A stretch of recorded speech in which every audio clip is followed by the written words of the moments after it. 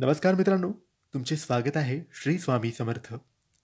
मित्रांनो, तुमचं स्वागत आहे आमच्या चॅनलवर. आज आपण तूळ राशीच्या लोकांसाठी 20 मार्च ते 31 मार्च या कालावधीतील महत्त्वाचे भविष्य पाहणार आहोत. या काळात तुम्हाला कोणत्या संधी मिळतील, कोणत्या अडचणी तुमच्यावर येऊ शकतात आणि कोणते शुभ उपाय तुम्ही करायला हवेत, हे सर्व आपण जाणून घेणार आहोत.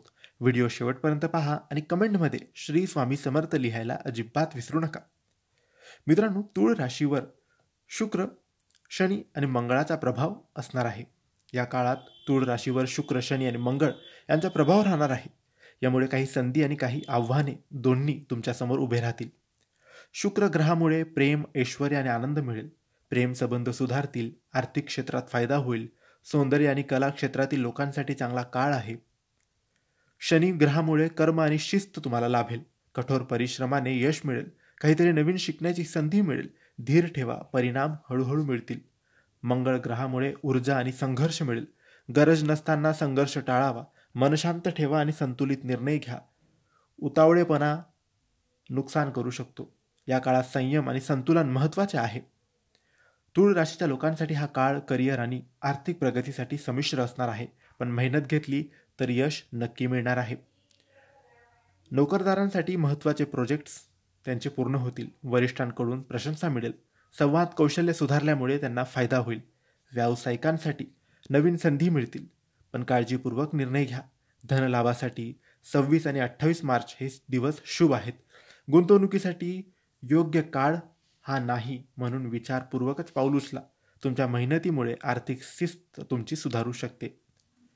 या काळात प्रेमसंबंध आणि वैवाहिक जीवनात संतुलन राखणे महत्त्वाचे आहे. जोडीदारासोबत चांगले क्षण घालवा. संवाद वाढवा आणि गैरसमज टाळा. नवीन प्रेमसंबंध सुरू होण्याची शक्यता आहे.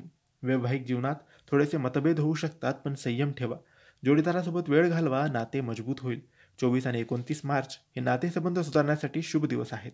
विश्वास आणि समजूतदारपणाने नाते अधिक गोड होईल. मित्रांनो, आरोग्याच्या दृष्टीने हा काळ थोडा सावधगिरीचा आहे. विशेषतः मानसिक तणाव तुम्ही टाळायला पाहिजे. शारीरिक आरोग्यासाठी स्नायू आणि सांधेदुखीची तक्रार संभवू शकते. व्यायाम आणि योग केल्याने शरीर तंदुरुस्त राहील.